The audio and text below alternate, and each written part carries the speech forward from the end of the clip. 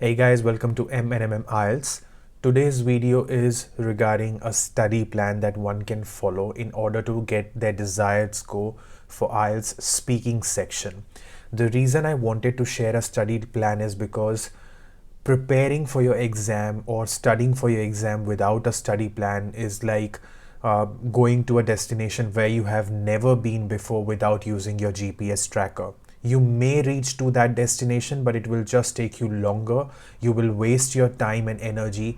Hence, if you have a GPS, which over here means if you have a study plan in place, it is like you're following a pathway which you should, so that you reach to your desired score in less amount of time, less than a month.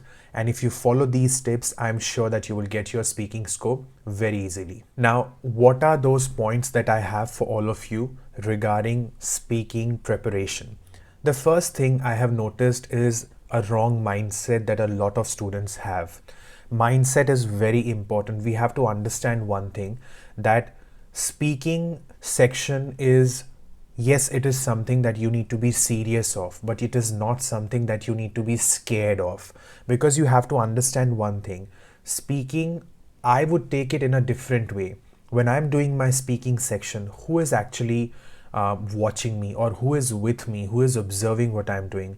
None of my family members, none of my friends, no one that who knows me, right? There is only one examiner in front of you who is testing your English. That's it. You're only speaking for that one person. You're not speaking for anyone else. So nobody's watching you. So you have to relax. You have to stay calm and composed while you answer. You cannot have a perplexed look on your face that you have no idea what's going on, and then you answer the questions that have been asked to you. You have to be confident. You have to be very clear in what you say, and you have to feel that confident. That confidence will only come if you have practiced speaking regularly, at least for 3 to 4 weeks before your exam. If you haven't done that practice, you will feel nervous. You will feel like having water to calm you down. These things are not important, because when you're not confident, what happens is, even if your English is good, you will just hesitate, fumble, make mistakes, and that will result in you losing marks, right? So we have to make sure that for those 11 to 13 minutes, maximum 14-15 minutes, I'm including everything from the time you enter to the time you leave. So 11 to 13 minutes is roughly that you take in your speaking section, your speaking exam. If you consider 11 to 13 minutes, not a lot of time, right, compared to other sections of your IELTS exam. Those 11 to 13 minutes, your English is tested. Nobody is checking whether what you're saying is right or wrong. Nobody is going to check if whatever you're saying, do you have any proof of it? Nobody is going to test your general knowledge. They're only there to test your English. The next thing that I have for you is a very common question. How often should I practice, and how should I practice? Okay.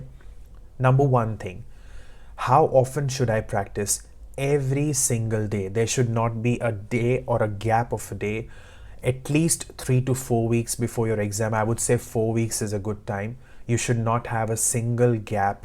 Every single day you should practice speaking 7 days a week. Please don't do speaking like 2 days a week, 3 days a week. Please don't treat it like an underdog. You have to treat speaking with utmost importance, because it is easy to get marks in speaking section if you just be little careful and you practice it consistently, and do not just practice it once or twice a week.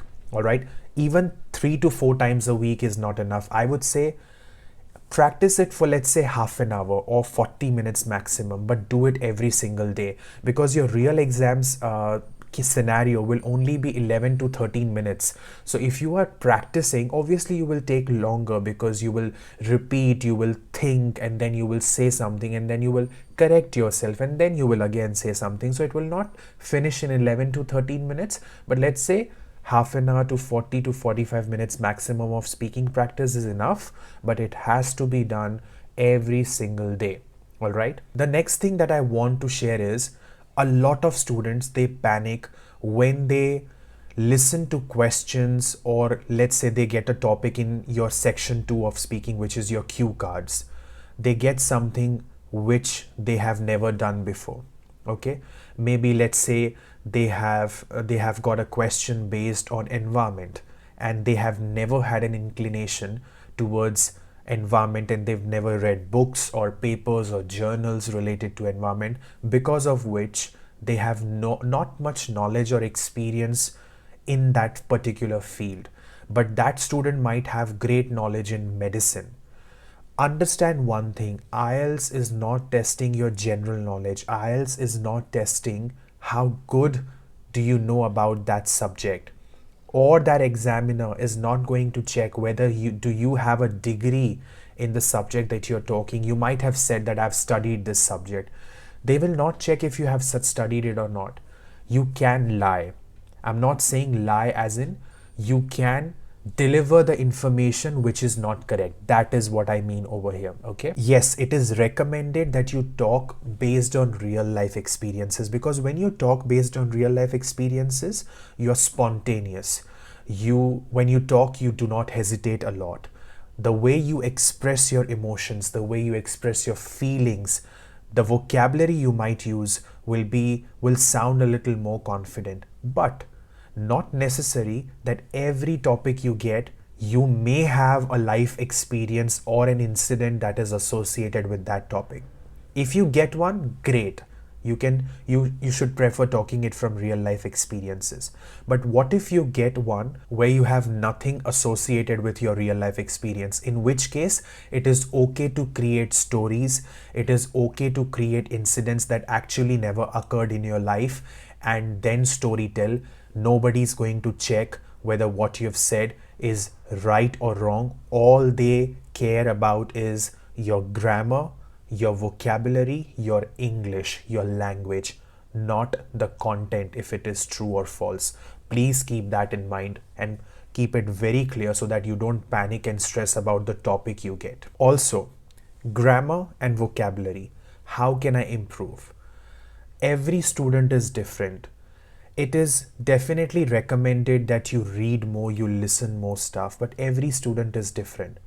A lot of students, when they read different books or newspapers or articles, they register more. And there are a lot of students who listen to different podcasts, interviews, news on TV channels, or any other, maybe an English movie they have watched. They register more by listening.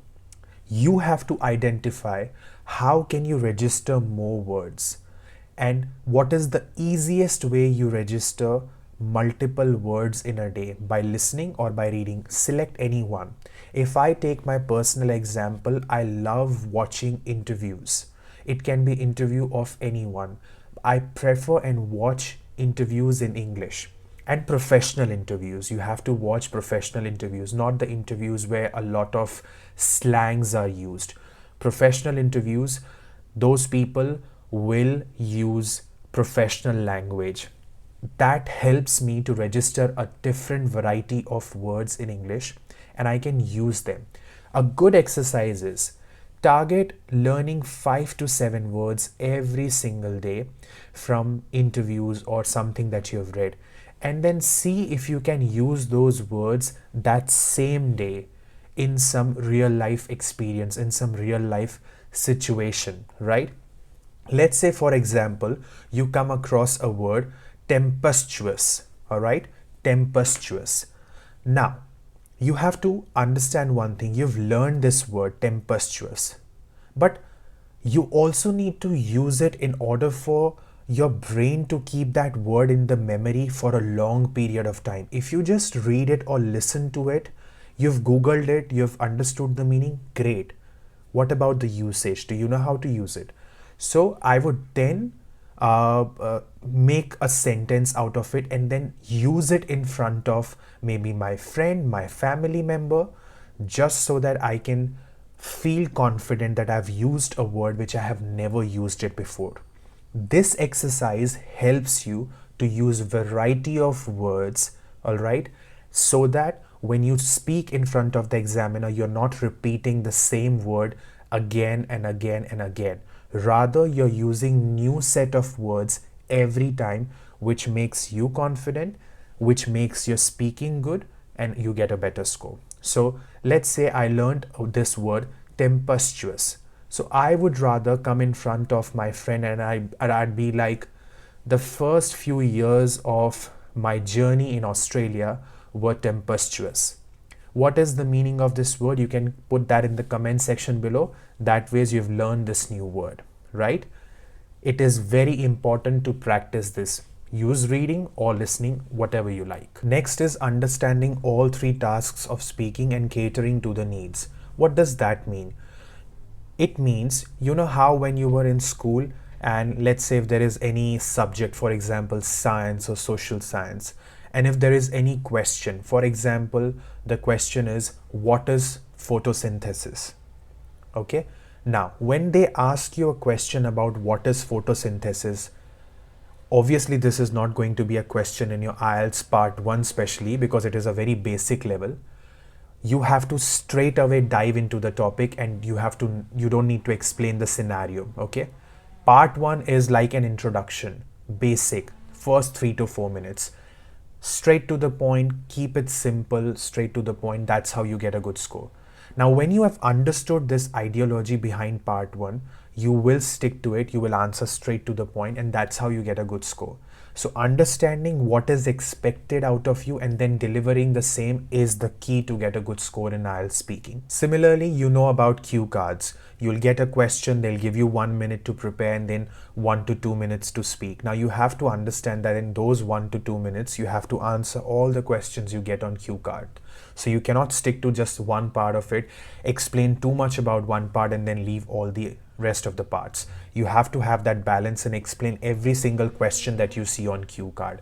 That balance is also important. So you have to understand the requirement of every section, every question in speaking section. Similarly with part 3 as well, where there's a little bit of detailed discussion, can be something associated with part 2.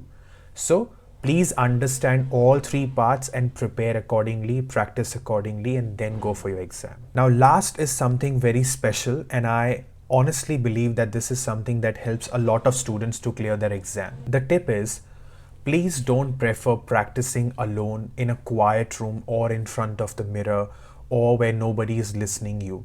What I would recommend is have a speaking partner. If it is too much of a struggle, then try and do speaking practice in front of your friends or in front of your family members. There should be someone who's listening to you and looking at you in your eyes. That will give you that exam feeling. When you practice alone or you practice in front of mirror, what happens is when you go to the exam and there is someone sitting opposite you and looking at you right into your eyes, that can make you nervous, okay? And you can be extra cautious. Please make sure you create an exam-like scenario for yourself when you practice. With that, I will take your leave, and if there is anything that is bothering you in IELTS, feel free to put that in the comment section below, and we are more than happy to make videos on those topics. All the very best and good luck to all of you. Bye for now.